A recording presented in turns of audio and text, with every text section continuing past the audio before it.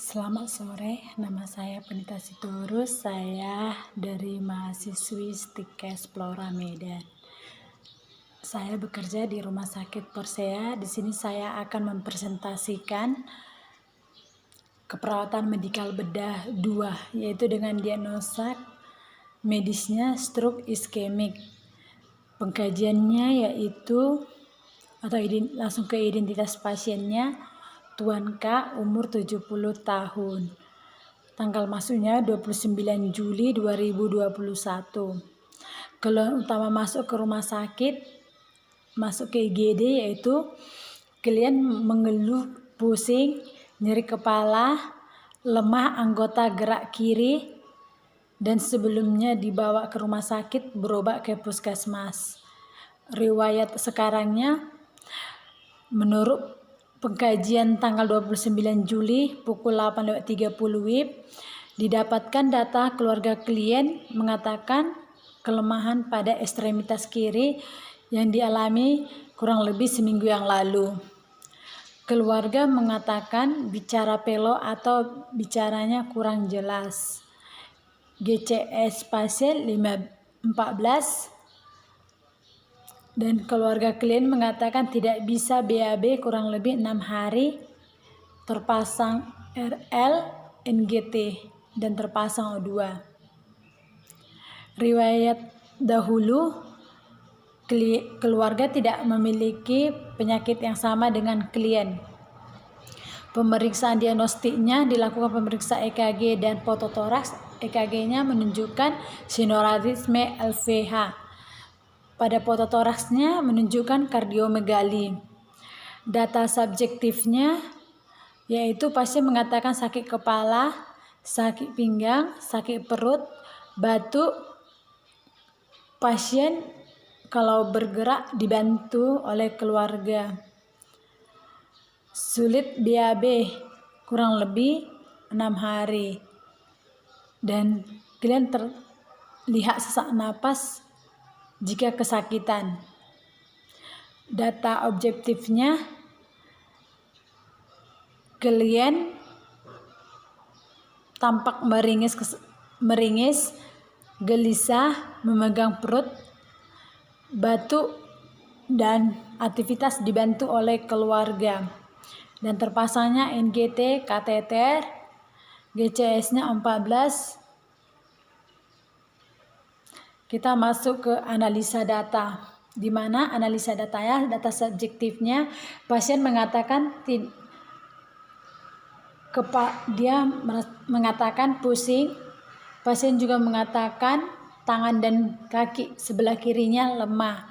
Sebagai data objektifnya, pasien tampak terbaring lemah dan tidak bisa menggerakkan tangan dan kaki sebelah kiri. Pasien tampak disuapi saat makan dan minum. Pasien tampak dibantu dalam aktivitas. Kesadaran pasien yaitu 14, GCS-nya 14, tanda vitalnya 130/90. Kulit klien tampak kering. Pupil pasien tampak isokor. Pasien mengalami gangguan nervus glosopharyngeus dan vestibuloclaviaris. Sebagai etiologinya, aliran darah ke otak terhambat.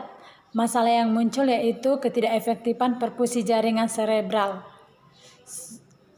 Data kedua, data subjektifnya, keluarga pasien mengatakan pasien bergerak masih dibantu. Keluarga pasien mengatakan susah mengubah posisi. Sebagai etiologinya yaitu gangguan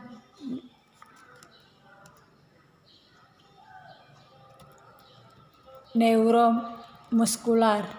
Sebagai masalahnya itu hambatan mobilitas fisik. Yang ketiga yaitu data subjektifnya, aktivitas klien dibantu oleh keluarga. Data objektifnya, pasien tidak mampu untuk ke kamar mandi sendiri. Pasien tidak mampu untuk berpakaian sendiri. Sebagai etiologinya, kelemahan, masalah keperawatan yang muncul yaitu defisit perawatan diri. Dari masalah keperawatannya ini muncul diagnosa keperawatannya, yaitu yang pertama, ketidakefektifan perfusi jaringan serebral berhubungan dengan aliran darah ke otak terhambat. Yang kedua yaitu hambatan mobilitas fisik berhubungan dengan gangguan neuromuskular. Yang ketiga yaitu defisit perawatan diri berhubungan dengan kelemahan. Kita masuk ke intervensi keperawatan. Di intervensi keperawatan diagnosanya yaitu ketidakefektifan perfusi jaringan. Sebagai NIC-nya, monitoring status neurologi klien. Yang kedua, monitoring tingkat kesadaran klien. Yang ketiga, berikan terapi oksigen untuk klien. Yang keempat, sesuaikan kepala tempat tidur untuk mengoptimalkan perfusi serebral. Yang kelima, letakkan kepala dan leher klien dalam posisi netral, hindari fleksi pinggang yang berlebihan. Yang keenam, atur posisi klien. Yang ketujuh, monitoring perbedaan terhadap tajam tumpulnya atau panas dan dingin. Yang kedelapan, monitoring parestesia atau mati rasa dan kesemutan. Yang kesembilan, monitoring indera penciuman klien. Yang kesepuluh, monitoring respon Babinski klien.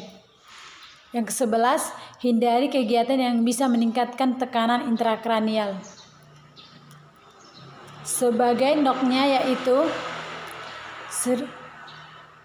tekanan sistol dan diastol dalam rentang yang diharapkan, tidak adanya ortostatik peretensi, tidak adanya tanda-tanda peningkatan intrakranial,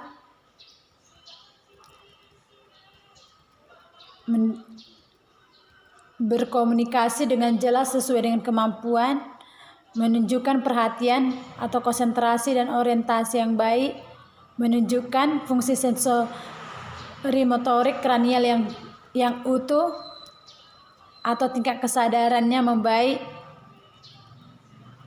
Yang kedua, diagnosa keperawatannya sebagai intervensinya, diagnosanya hambatan mobilitas di tempat tidur. NIC-nya, berikan latihan pergerakan sendi atau pengaturan posisi. Yang kedua, monitoring vital sign sebelum atau sesudah latihan dan lihat respon klien saat latihan. Yang ketiga, ajarkan klien atau tenaga kesehatan lainnya tentang teknik ambulasi. Yang keempat, kaji kemampuan klien dalam mobilisasi. Yang kelima, latih klien dalam pemenuhan. Yang keenam, kebutuhan ADL atau aktivitas daily life secara mandiri sesuai dengan kemampuan. Yang ketujuh, dampingi dan bantu klien saat mobilisasi dan bantu pemenuhan kebutuhan ADL. Yang kedelapan, berikan alat bantu jika klien memerlukan. Yang kesembilan, berikan alat bantu jika klien memerlukan. Ajarkan klien bagaimana merubah posisi dan berikan bantuan jika diperlukan. Yang ke-10, berikan perawatan diri. Sebagai NOC-nya, klien dalam beraktivitas meningkat. Kedua, mengerti tujuan dan peningkatan mobilitas. Diagnosa ketiganya yaitu defisit perawatan diri mandiri. NIC-nya, berikan perawatan rambut dan kulit kepala klien. Yang kedua, berikan pemeliharaan kesehatan mulut klien. Yang ketiga, lakukan peningkatan latihan kepada klien. Yang keempat, lakukan pencegahan risiko jatuh. Yang kelima, berikan bantuan klien untuk mengontrol pemberian analgesik. Yang keenam, berikan pengaturan posisi klien. Yang ketujuh, berikan bantuan perawatan diri klien. Yang kedelapan, berikan bantuan perawatan diri. Sebagai NOC-nya, klien mampu untuk melakukan aktivitas perawatan fisik secara mandiri. Klien mampu untuk mempertahankan kebersihan penampilan yang rapi secara mandiri. Yang ketiga, perawatan diri hygiene oral mampu dilakukan oleh pasien secara mandiri. Demikian intervensinya, kita masuk ke implementasinya. Implementasinya dari diagnosa pertama yaitu ketidakefektifan perfusi jaringan perifer. Pertama, kita memonitoring status neurologis Tuan K dengan cara mengukur GCS-nya. Yang kedua, memberikan terapi oksigen untuk klien 2 liter dengan nasal kanul. Yang ketiga, memposisikan kepala pasien untuk mengoptimalkan aliran oksigen yaitu dengan posisi terlentang. Yang keempat, meletakkan kepala dan leher Tuan K dalam posisi netral. Hindari fleksi pinggang yang berlebihan pada posisi 15-30 derajat. Yang kelima, monitoring respon Babinski Tuan K. Yang keenam, memonitoring tanda-tanda vital Tuan K. Yang ketujuh, memberikan obat sesuai dengan anjuran dokter yaitu clopramazine, clopidogrel, azithromycin, dan citicoline. Sebagai subjek, kita evaluasi subjeknya. Klien mengatakan kepala pasien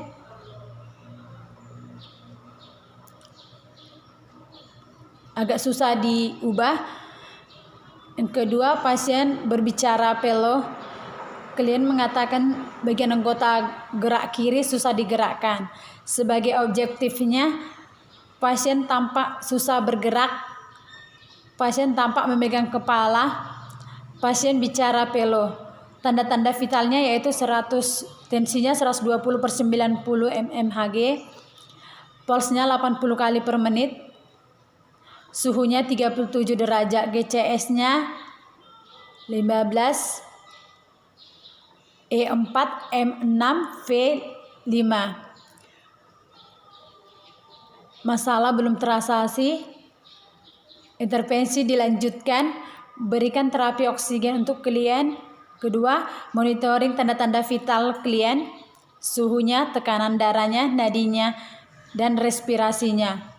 Yang ketiga, berikan terapi intravena sesuai dengan kolaborasi dokter.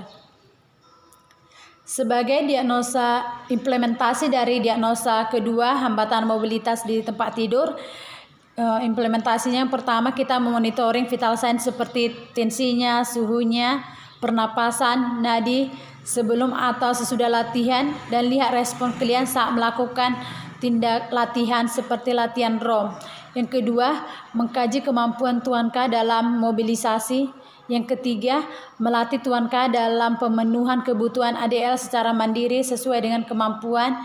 Yang keempat, melakukan latihan ROM pasif pada pasien. Sebagai evaluasinya, S-nya, klien mengatakan tidak bisa bergerak, pasien mengatakan lemah pada sebelah kiri, aktivitas klien dibantu oleh keluarga. Sebagai objektifnya, pasien hanya berbaring di tempat tidur, pasien tidak bisa melakukan aktivitas sendirian. Tanda vitalnya, tensi 120/90, pulsnya 80, pernapasannya 21, suhunya 37. Masalah belum teratasi, intervensi yang dilakukan yaitu monitoring vital signs sebelum atau sesudah latihan dan lihat respon klien saat latihan. Yang kedua, mengkaji kemampuan klien dalam mobilisasi. Yang ketiga, ajarkan klien bagaimana cara merubah posisi dan berikan bantuan jika diperlukan. Kita masuk ke diagnosa yang ketiga, yaitu defisit perawatan diri. Berhubungan dengan kelemahan, implementasinya itu memberikan perawatan rambut dan kulit kepada Tuan K. Yang kedua, memberikan pemeliharaan kesehatan mulut pada Tuan K. Yang ketiga, melakukan peningkatan latihan kepada Tuan K. Yang keempat, melakukan pencegahan risiko jatuh pada Tuan K. Yang kelima, memberikan pengaturan posisi pada Tuan K. Yang keenam, memberikan bantuan perawatan diri pada Tuan K, yaitu bantuan perawatan diri seperti ADL, seperti membantu kamar mandi. Sebagai evaluasinya, subjektifnya itu keluarga pasien mengatakan aktivitas dibantu oleh keluarga, pasien tidak bisa mandiri sendiri, pasien tidak bisa makan sendiri.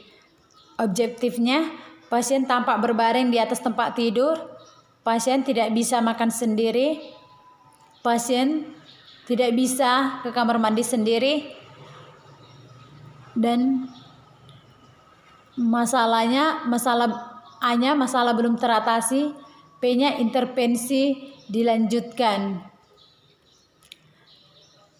yaitu memberikan perawatan rambut dan kulit kepada kepala klien, memberikan pemeliharaan kesehatan mulut atau oral hygiene pada klien, dan lakukan pencegahan risiko jatuh pada klien. Selanjutnya, berikan pengaturan posisi klien. Demikianlah presentasi keperawatan medikal bedah 2 dengan diagnosa stroke iskemik. Saya ucapkan terima kasih. Jika ada kesalahan atau kurang sempurna pemaparan saya mohon maaf. Sekian dan terima kasih.